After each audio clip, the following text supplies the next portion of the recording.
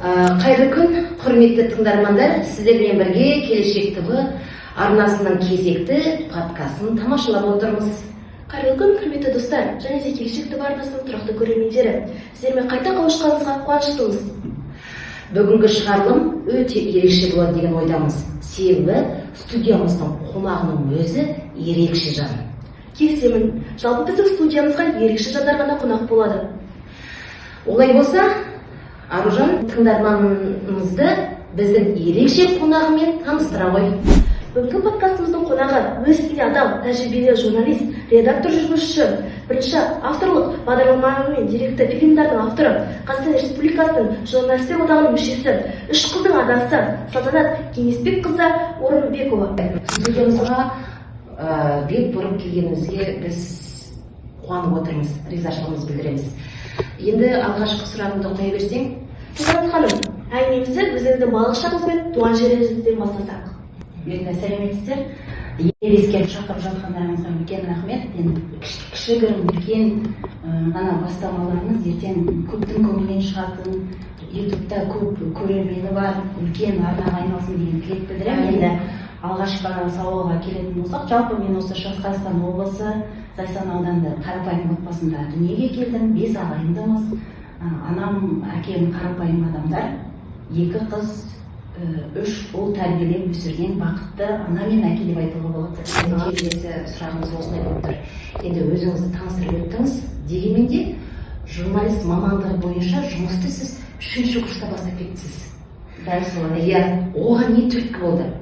Әлде болашақ мамандығыңызға деген бір қызығушылығыңыз туындап еді жақта еңбекке араласқыңыз келді ме? Әлде дегенмен де өзіңізді бір қаражат жағынан сынағыңыз келді ме? Жалпы журналистикаға қызығушылық ол мектеп қабырғасында оқып жүргенде басталды десем болады. Жаңағы біздің үйде үлкен кітапхана болды десем болады. Анам кітапты көп оқиды. Және де енді сіздің үйіңізде барлықтардың есінде болады. Әр үйде сервант болатын, ол сервант кітапқа толы болатын. Біздің залдағы жаңағы серванттағы сөрелер 4 сөре болды. 4 сөренің барлығы жаңағы әдеби әңгіме кітаптарға толы болды. Және де ол жерде жаңағы қазақ тілі мен әдебиет пәнінен берген Гүлжанат апайымыздың да ықпалы тиді. Жалпы мұғалімдердің де, мектептің де, ата-ананың да бүкіл ортаның ықпалы болды деп айтсам болады. Және де жазғы каникулға шыққан кезде әдеби кітаптарды көп оқитынмын. Солай болды. Одан кейін жаңағы біртіндеп аудандық достық газетіне мақала жаза бастадым. Көркем сөз оқуларына қатыстым. 10-шы сынып оқып жүргенде осы облыстық Оралхан Бөкей көркем сөз оқу жарысы болды. Сол кезде сол жарысқа жаңа ауданның атынан мықты актерлармен бірге қатысып өзім бағымды сынағаным бар. Енді ол мен үшін ол кезде бір үлкен сынақ, үлкен тәжірибе, үлкен сахнадағы алғашқы бір тұсауым кесілді деп айтсам болады.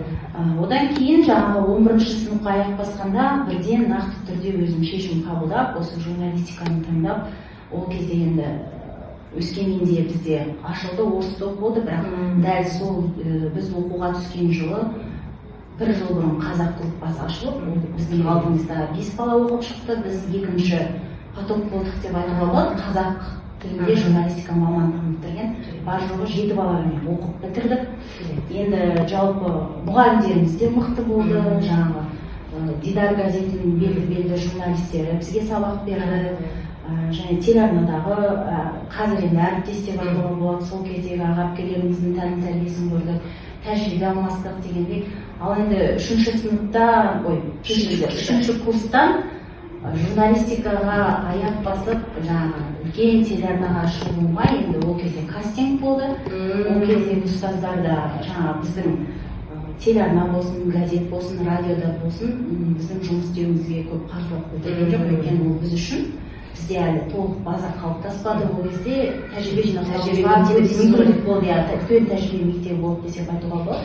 Сосын кастингқа қатысып, тамыз айында осы біздің ол кезде Өскемен арнасы, Қазақстан Өскемен телеарнасы, Қазақстан ұлттық телеарнасының осы Шығыс Қазақстандағы филиалы қазіргі Алтай телеарнасына жаңа таңғы бағдарлама, ол кезде таңғы 7-ден сағат 10-ға дейін 3 сағат тікелей эфирде бағдарлама таратады.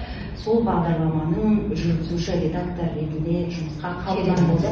Бірақ сол де маған ең жаныма жақыны сол тікелей эфирде жұмыс істеу мен үшін бір кейбір адамдар өз жұмысынан рахат алып ләззаттанады ғой. Маған да сондай әсер береді. Тікелей эфир десе еш қиындықсыз сол жерден жаңағы сұхбаттасқан қонағымызбен әңгімелесіп бір рахаттанып шығамын десе болады. Өте керемет. Жалпы енді айтады ғой, жаңағы еңбегінен ләззат көрген жан ол шаршамайды дейді. Иә, шаршамайды. Ол мейлі 4 сағат болсын, мейлі 3 сағат сұхбаттасаңыздар, ең бастысы сіз өзіңіздің жұмысыңызды өте жақсы көресіз. Сол салада өзіңізді өсу жолында, өрлеу жолында өз-өзіңізбен жұмыс істеген. Өте жалпы сіз жаңа сөзіңіздің басыңызда айтып қалдыңыз, енді біз де бала кезімізден бастап енді біз енді әдебиет оқыдық, ол кезде бүгінгі замандағы сияқты емес, әлеуметтік желі деген жоқ, ұялы телефон деген жоқ. Сол кезде біздің қызығушылығымыз ол кітап оқу болды.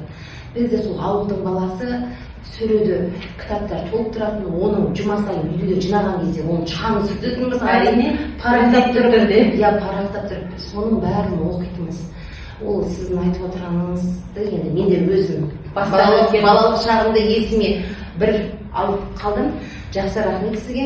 Жолыңызда елорда қызмет атқарған кездеріңіз бар екен. Яғни 2010-2012 жылдары республикалық хабар телеарнасында еңбек еткен екенсіз. Енді екі қаладан журналист бойынша айырмашылықтар бар ма? Әрине бар, өйткені ол менің бір сол республикалық арнада жұмыс істеу бала күнгі арманым болатын. Енді отбасылық жағдайыма байланысты 2010 жылы осы телеарнадан жұмыстан шығып, қазір еңбек етіп жүрген Астана қаласына қоныс аудардық. Ол жерде жаңағы хабар телеарнасында жұмыс атқардым. Ол жердегі жаңағы әріптестеріме, сол кезде маған бағыт берген көптеген жаңағы азаматтарға алғысым шексіз. Өйткені ол жердегі жаңағы жұмыс барысы да, талап та бөлек. Және де енді қалай айтсам, жауапкершілік мол жұмыс қой. Қай арнада жұмыс істесеңіз де, ол облыстық болсын, қалалық болсын, республикалық болсын, қазіргі заманда жаңа әлеуметтік желі бар, жаңа YouTube каналдар бар. Кез келген дүние, кез келген тіпті осы оңтүстікте тұрған азаматтарға да қолжетімді болған дәуірде үлкен жауапкершілік жүгін кез келген журналист арқалайды деп ойлаймын. Өйткені дұрыс ақпарат жеткізу, бар нәрсені халықты кез келген ақпаратпен құлақтандыру, соның барлығы журналистің үлкен білімі мен жауапкершілігін талап етеді. Сондықтан ол жердегі 2 жылдық жаңа жұмыс барысы маған үлкен мектеп болды, мол тәжірибе болды. Және де ешқашан да өкінбеймін, тіпті қуанамын сол жерде жұмыс істеп, қазір облыстық арнада жұмыс істеп жатырмын. Рахмет сізге. Енді осындай сұрақ болып тұр. Жалпы қазіргі телеарна туралы не айта аласыз? Қандай бір ерекшелігі бар? Ерекшелігі бар ма қазіргі сіз жұмыс атқаратын телеарнада? Сонымен қатар осы телеарналарыңызға сіздердің жұмыс орнымен танысу мақсатында немесе тағы да осы бағытта өзімді көрем деген жас тілшілер қонаққа келе ме? Әр мамандықтың өзіндік қиындығы, өзіндік ерекшелігі, өзінің талаптары болады. Енді телеарна болғандықтан енді талап та жоғары, жаңа айтып өттім ғой, жауапкершілігі мол жұмыс. Өйткені біз күнделікті мына ақпараттар ағынын көрерменге жеткізіп жатамыз. Ол жерде жаңа таңғы бағдарлама болсын, жаңалықтар болсын, өздеріңіздікі сияқты подкаст дейміз, одан кейін сұхбат форматындағы бағдарламалар бар, және де деректі фильмдер болады бізде. Көптеген тақырыптағы хабарлар бар. Кез келген тақырып болсын, мысалы үшін денсаулық болсын, білім саласы болсын, қазіргі мысалы үшін заман талабына жасанды интеллект қоғамға еніп келе жатыр ғой. Жалпы сол жасанды интеллекттің мүмкіндігін көрсететін бағдарлама болсын. Қай бағдарлама, қай тақырып, қай бөлім жаңалық болсын, оның өзіндік бір ерекшелігі, өзіндік жауапкершілігі бар. Өйткені жаңалықта кез келген журналист нақты болған оқиғаны қайда, қашан, қалай өтті деген мақсатпен жазып көрерменге жеткізу керек. Ол жерде жаңағы сюжеттің енді біздің талап бойынша стандартты уақыты 2 минут болу керек, 1,5-2 минуттан аз болу керек. Және де енді тым жаңағы аналитикалық зерттеу жасайтын тақырыптар болады, сол кезде 3 минутқа дейін жасауға болады. енді хабарларды алып қарайтын болсақ, әр хабарда енді әр журналистің өзінің стилі болады, әр бағдарламаны беру ерекшелігі болады. Сондықтан да әркімнің өзіне байланысты, бірақ қойылған талап та, берілетін формат та ол ортақ болғандықтан әр журналист әр тақырыпты әрқалай көреді, әрқалай зерттейді. Денсаулық саласын алып қарайтын болсақ, сіз басқа форматта көруіңіз мүмкін. Мен ол денсаулық саласын басқа форматта көріп жеткізуім мүмкін.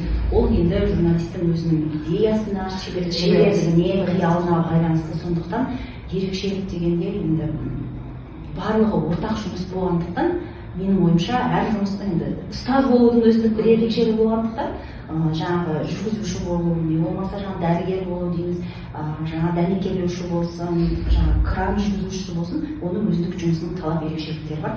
Біздің жұмыстарда сондай жаңағы талап ерекшелік бар деп жас кәсіпкерге келетін болсақ, әрине бізге жаңағы осы облыстағы мектептерде, қаладағы мектептердің барлығынан осы болашақта журналист болсам, журналист мамандығын таңдасам, жалпы көріп білсем, телеарнаның қайнап жатқан жұмысымен таныссам деген мектептерден оқушылар келіп, ол оқушыларға біз журналистер қай жерде отырады, қай жерде жаңалықтар түсіріледі, қандай бағдарламалар бар, қай жерде монтаж жасалады, ол монтаждың қандай ерекшелігі бар, тіпті студияға кіргізіп, осы жерде жаңалықтар жазылады, мына жерде мына хабар жүргізіледі.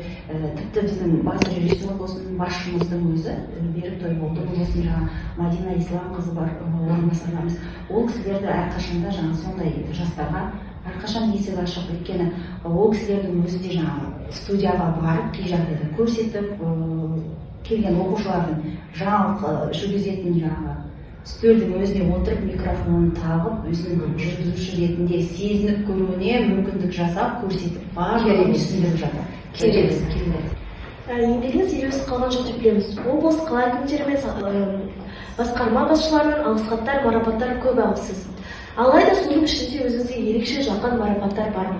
Әр марапаттың өзінің орны, өзінің ерекшелігі, өзінің орны бар. Әр жасаған бір еңбегіңнің жемісінің нәтижесі деп айтуға болады.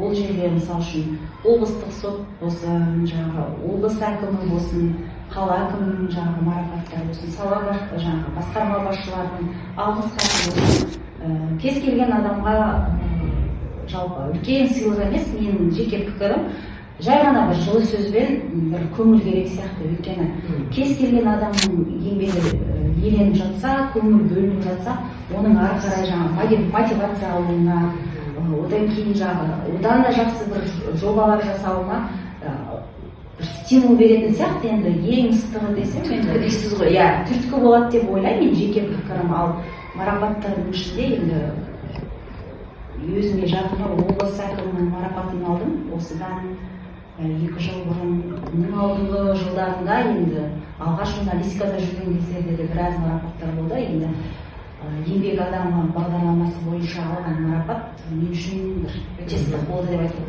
болады. Біздің Алтай телеарнасында эфирге шыққан 2024 жылы алғашқы саны шықты. Еңбек адамының жалпы енді ол президентіміздің өзі де өткен жылда осы жұмысшы мамандықтар жылы деп жариялауының өзі қазіргі таңда біздің қоғамда осы әсіресе жұмысшы мамандықтарына, еңбек нарығында сұранысқа ие мамандықтарға көңіл бөлініп, олардың ары қарай жұмыс істеуіне, жас мамандардың сол салаға қызығушылығын оятуға жасалған бір үлкен бастама деп ойлаймын. Бұл бағдарлама әлі де эфирде жүріп жатыр. Ай сайын қызықты кейіпкерлерді іздейміз. Сол кейіпкерлерді кез келген саланың кейіпкерлердің жалпы жұмыс барысымен ол кісінің отбасын барлығын көрсетуге тырысамыз. Енді ол менің авторлық бағдарлама болғандықтан айына бір рет эфирге шығады, 20 минуттық бағдарлама. Сол бағдарламада енді көптеген мамандықтармен таныстым, ол кісілердің жұмыс барысын зерттеп, зерделеп, кейбір кейіпкерлерді бағдарлама кейіпкерлерін түсіруге барған кезде бір өзімнің бұрынғы кезден бір танысымдай, жақынымдай болып кеткенде адамдар бар. Өте мен үшін бір қызық жоба еңбек адамы, өзімнің авторлық бағдарламаны түсіз әрине бір кісінің өмірін, оның еңбек жолын зерттегенде ол кісі туралы көптеген мәліметтер, мағлұматтар жинаймыз ғой. Әрине, содан кейін олар кісінің таныстарымен, туған туысқандарымен сұхбат алып, сол туралы бір тіректер, естеліктер жинаған кезде әрине өзіңе жақын болып енді ол образды ашудың өзі қызық болады. Кей адамдар бірден ашыла қоймайды. Кей адамдар бірден ашылады, айтады, мен мысалы үшін балалық шағымен бөліседі. Кейбір адамдарға мысалы үшін бір 10 сұрақ қоясыз. Бағдарламаны түсіріп болғаннан кейін бар, ой, менде осындай жағдай болып еді, мен әскерде болғанда осындай сәттер болып еді, мен осы алғаш жұмысқа келгенде менің өмірімде осындай өзгеріс болды деген ең жаңағы ключевой деп жатамыз, ең қызықты ерекше сәттер қалып қойып жатқан кезде енді оператормен келісіп қайтадан сол сөзін таспаға камераға түсіріп алуға тырысамыз. Өйткені бағдарламаны беру барысында сол адамның жалпы болмысын ашуға сол сияқты бір ерекше сәттер ерекше әсер етеді. Сондықтан да енді бір жағынан біздің мамандықта психолог болу керек деп ойлаймын. Өйткені кез келген адамның тілін таба беру керек. Тұйық адам болады, ашық адам болады, жаңағы сырын ішіне бүккен адамдар болады. Сол адамдармен тілдесіп, сөйлесіп, мінезі ауыр адамдар болады. Ол кісіге де қалай сөйлеу керек, қалай сұрақ қою керек, қай жағынан сұрақ қойсам ол кісі маған барлығын айтып береді ау деген ой бірден жаңағы ол кісімен көріп, съемка барысында танысып, тілдескеннен кейін енді мен тәжірибе барысында сол адамды қарап, бақылап, зерттей бастаймын. Жұмыс пен отбасын қатар алып жүру өте қиын. Бұл тұрғыда не айтар едіңіз? Жалпы сіз 3 қызыңызға қандай анасы? Жұмыс пен отбасын бірінші сұрағыңызға жауап беріп кетсем, жалпы енді кез келген нәрсеге уақыт табуға болады. Ол енді менің жеке ұстанымым. Кез келген нәрсені үйреніп алуға болады. Ол ешқашан кеш емес. Біреу айтып жатады, ой, мен 40-тан астым, 50-ден астым, 30-дан астым, оны қайтып оқимын, қалай үйренемін деп. Мен үшін ондай шектеу жоқ. Өйткені кез келген ниет еткен адам, кез келген үйренемін деген нәрсені, кез келген жаңағы көрсем деген, білсем деген дүниені еңбектеніп жасап алуға болады. Ешкім жаңағы бес саусақ бірдей емес деп жатамыз. Ешкім жаңағы анасынан дүниеге келген кезде бірден ғалым болып дүниеге келе салмайды, бірден мұғалім болып дүниеге келе салмайды. Мен бірден журналист болып келе салған жоқпын. Оның барлығы өмірлік тәжірибе, өнерде жаңағы ізденіс, бірінші ізденіс керек, екінші еңбек керек, және де алға қойған мақсат керек деп. Менің пікірімше, менің ойымша, менің ұстанымда кез келген нәрсені үйреніп алуға болады, кез келген нәрсені жасауға болады. Андай дәнекерлеу жұмысы болсын, енді ауыр жұмыстар емес, кез келген нәрсені үйреніп алуға қазір барлығына мүмкіндік бар. Жаңа әлеуметтік желіні алып қарасаңыз, ютубта ал енді отбасы мен жұмысты қатар алып жүру, әрине ол енді әйел болғаннан кейін, бір отбасының анасы болғаннан кейін, ол кез келген адам өзіне жүктелген жауапкершілікті сол жауапкершілікпен көтере білу керек деп ойлаймын. Отбасыға, отбасына уақытты да таба білу керек. Жұмыс ол міне таңғы 9-дан кешкі 6-ға дейін жұмыс, сен жұмыстасың. Ал жұмыстың есігіне шыққанда сен анасың, біреудің жарысың, біреудің келінісің, біреудің әпкесісің дегенде. Сондай қағиданы ұстанамын. Мен жұмыстағы болып жатқан проблеманы үйдің есігіне келгенде үйге әкелмеймін. Мен үйге келгенде мен жарымның анамын. Ал жұмыста өзімнің ұстанатын тәртібім бар, өзімнің ережем бар, өзімнің қатып қалған қағидаларым бар. Отбасында да солай. Және де менің отбасында да, үйде де, жаңағы жұмысында да алаңсыз еңбек етуіме 3 қызым, аналарым, одан кейін жаңағы жарым көп қолдау көрсетеді. Сондықтан да маған қиын емес. Және де кез келген жұмыстан бос уақытында мен өзімнің сүйіктісіммен айналысуға уақыт табамын. Тігумен айналысамын. Ол сіздің хоббиіңіз? Ол менің хоббиім, ол жұмысқа араластырмаймын. Мен жұмыстан бос уақытында, жұмыс барысында болсын, мен кітап оқуға да уақыт табамын. Сүйіктісімен де айналысуға уақыт табамын. Өйткені 3 қыз тәрбиелеп отырғандықтан ол әсемдікті, әдемілікті, жаңағы жылылықты, мейірімді көріп ортада өскен қыз бала ертең де сондай ортаға тап болса деген. Үйде көргенін, енді балапан ұясына не көрсе ешқандай соны алады дейді. Сондықтан да менің қыздарым үйде мен қандаймын, жалпы қоғамда қандаймын, мен қалай әдемі болу үшін де олар сол әдемілікке ұмтылады. Егер 3 қыздың анасы болғандықтан менің қыздарым ешкімде жоқ киім кисе деймін, ерекше. Сондықтан олардың кез келген шығармашылық кештеріне мен өзім тігіп тұлға ретінде дамуына үлес қосамын, және де барлығына уақыт табуға болады. Өйткені сол қыздарыма, ата-анама, 2 анама, әкеме, жарыма көп алғыс айтамын. Өте керемет. Жалпы жақында ақш соттарының бірі шығарған шешімге сәйкес кейбір интернет платформаларының балаларға зиянын келтіріп, психологиялық тұрғыдан тәуелді екенін жаңа зерттеген екен. Иә? Біз бұдан сабақ алуға тиіспіз. Сондықтан ұрпақ тәрбиесін әлеуметтік желілер мен видео сервистердің болуына беріп қоюға болмайды дейді. Бұл қосымша зерттеуді қажет ететін факт деп жаңағы біздің елбасымыз айтып отыр. Иә? Осы орайда дейді, жалпы қанша жерден пессимистік пікірлер айтылса да дейді, кітап білім бұлағы әрі тәлімгер ретінде маңызын жоя қойған жоқ дейді. Сондықтан да біз дейді, кез келген қандай жаста болсақ та дейді, біз кітап оқуымыз керекпіз дейді. Кітап оқудың маңыздылығын айтып кетті. Жалпы сіздің көзқарасыңыз қалай бұл пікірге? Дұрыс екен, кітап оқу білімнің бәрі кітапта. Кез келген шығарманы алып қарасаңыз, кез келген тақырыпта, кез келген мамандыққа болсын, әдеби кітап болсын, оның астарында бір үлкен тәрбиелік жатыр. Енді кітап болғанда менің үйімде де біршама кітаптар бар. Мен шама-шарқынша кітапты кітапханадан емес, өзіміздің қаладағы кітап дүкендерінен сатып алуға тырысамын. Кей жағдайда интернет желісі арқылы тапсырыс беремін.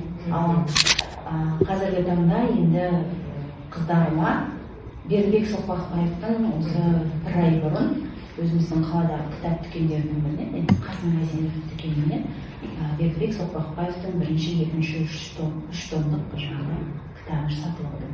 Ол кітапта Бердібек Соқпақбаевтың барлық шығармалары жазылған. Және де ол әр кітапта өзіндік ерекшеліктер бар. Шығармалардың оның ұзақтығы деп жатамыз, жазылу тілі, тақырыптары. Үлкен қызыма 7-ші сынып оқитын. Оған 2-ші томын бердім. Екінші қызыма 1-ші томын бердім. Олар күнде оқиды. Күнде сағат 8:30 мен 9:30 арасында. Мен оларға ескертемін, бүгін сендер бір бет маған оқып тапсыру керексіңдер, ұмытпадыңдар ма? Олар бізде дағдыға айналған күнделікті оқып, бүгін мен мына шығарманы оқыдым деп маған мазмұндап береді. Бұл неге дейсіз ғой? Себебі қазір балалардың мазмұндауы, мен өзім байқадым, бірнеше рет жаратылыстану болсын, әдебиет болсын, ауызша сабақтарда кітапты оқиды, берілген тапсырманы. Кейін өзінен сұрасам, көп ойланып айта алмайды, сөздік қоры аз, оқыған нәрсені жеткізе алмайды. Соны байқағандықтан мен сондай бір ерекше әдісті қолдандым. Қазір енді міне басында кішкене қиналатын, 2-ші қызым 4-ші сыныптағы, қазір енді әдетке айналып жоқ, енді мазмұндау, сөздік қоры, оқыған оқиғаны жеткізуі әлде қайда жақсарып келеді. Енді бұл менің отбасымдағы тәрбиенің бір түрі десек, өйткені ол кітаптан көп мағлұмат алады. Мынандай сөз бар екен ғой, мына нәрсе былай жазылыпты ғой, мынау қандай нәрсе деген сияқты сұрақтар қояды. Сол кезде мен оларға түсіндіруге тырысамын. Және де өздері кейде айтып отырады, біздің мысалы үшін басқа түсінуі, мазмұндама айтуда кішкене жеңілдеді деп. Өзімде арасында оқып тұрамын көптеген кітаптарды. Журналист уақытпен санаспайтын мамандық. Уақытыңыз қалай өте дұрыс айтасыз. Мен қазірдің өзінде уақыт өте тапшы, сондықтан мен барлығын жоспарлаймын. Мысалы үшін жұмысқа келетін болсақ, менде аптасына 3 рет таңертең сағат 11-ден 11:40-қа дейін тікелей эфир бар, сұхбат форматында. Мен және айына 1 рет шығатын бағдарлама бар, еңбек адамы. Одан бөлек алдын ала жазылады, 20 минуттық заңмен тәртіп деген сұхбат ретінде хабары бар, және де одан жаңалықтар бар деген жүктелген жұмыс. Сондықтан мен барлығына уақыт табу үшін бір ғана мысал келтіре кетейін. Еңбек адамының бір саны шыққаннан кейін, эфирге беріліп монтаждалғаннан кейін, келесі айға бірден сол эфирге шыққан күннің ертесінде жоспарлап дайындап, бір аптаның ішінде қонақпен келісіп, жазатын хаттарын жазып, жоспарлап, осы күні осы бағдарламаны түсіремін, мына күні монтажға отырамын дегендей. Бұл кезде менің уақытым жоспарланып тұр ғой. Мен келесі күні ол қонақты іздеп басымды қатырмаймын дегендей, басқа жұмыстармен айналысып, келесі бағдарламаны бекітіп осындай жағдайда блокнотқа жазып отырамын. Мен осыны істеймін, мына күні мына кісіге хабарласам, мына күні мына жұмысым біту керек. Үйде де солай.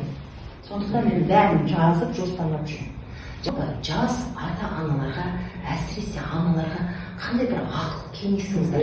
Тәжірибемен бөлісемін. Өйткені әр отбасының өзінің тәртібі бар, әр отбасының өзінің қатып қалған қағидалары бар, дәстүрі бар. Ол жаңағы әр отбасындағы тәрбие ол ата-анаға байланысты.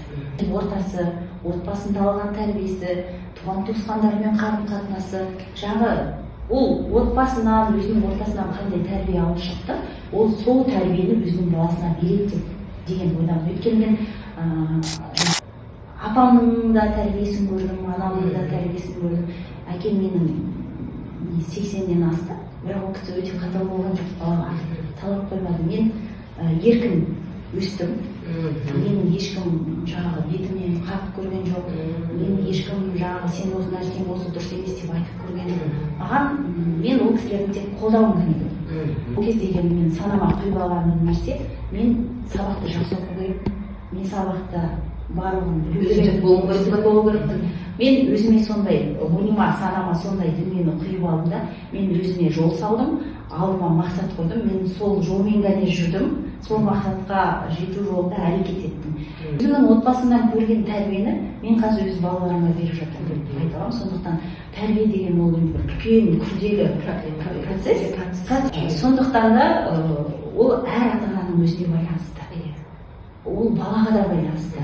Баланың қасында жүрген ортасына да байланысты. Дегенмен де ең бірінші тәрбиені кез келген бала, менің жеке пікірім, ол отбасынан алады. Біздің уақытымыз таяп қалған сияқты.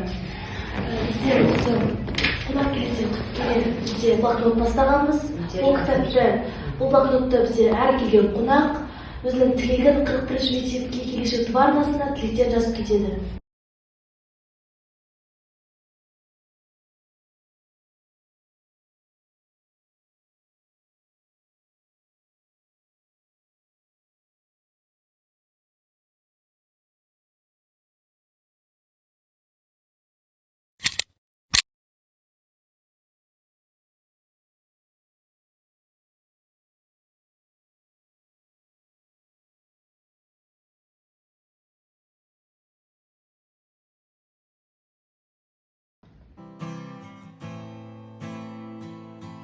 Көрермендер, бүгін біздің рухани құндылыққа толы тәрбие мен мамандық жайлы тағылымды әңгімемізді өрбіттік.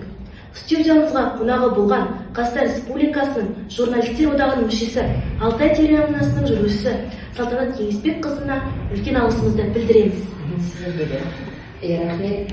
Енді мектебіміздің әлеуметтік желісінде жарияланып отыратын подкастымызды қаншама адам көріп, тамашалап отырады. Сіздерге де бүгінгі біздің сұхбатымыз ұнайды деген ойдамыз. Егер сіздер де ұлттық құндылықтарды дәріптеп, келешек ұрпақтың тәрбиесіне өзіндік үлесімді қосамын десеңіздер, онда қонақ келсе құт келер айдарының қонағы болуға шақырамыз. Сіздермен бүгінгі сұхбатты жүргізген мен Құралай Әділбекқызы және менің кішкентай әріптесім Аружан Манарбекқызы. Келесі кездескенше сау болыңыздар.